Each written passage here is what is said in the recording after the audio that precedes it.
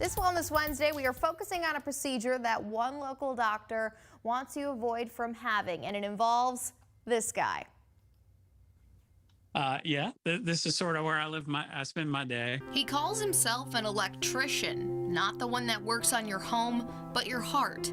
This is his office where he performs surgeries scheduled and on the spot.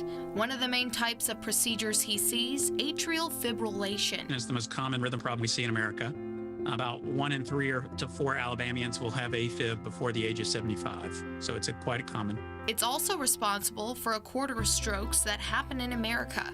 But how does one know if they are affected? It becomes very irregular in pattern. Oftentimes people will feel their heart palpating or racing, flip-flopping, things of that nature.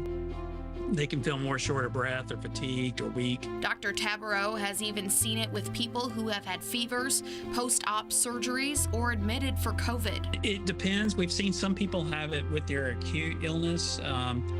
So if a patient comes in with COVID, gets admitted to the ICU, and then develops AFib, it's actually a marker of poor outcome. But we've seen plenty of people just have what feels like rapid heartbeat or AFib in the weeks following COVID. Now, how do doctors like Tabarot treat AFib?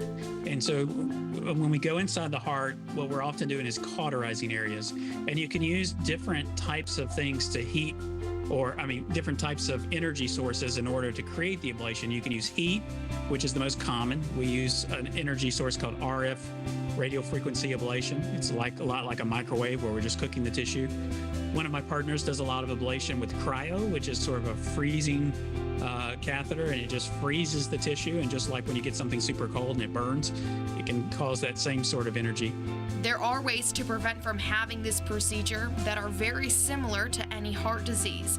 Monitor your weight, blood pressure. Wearing a CPAP may help regulate your heart as well.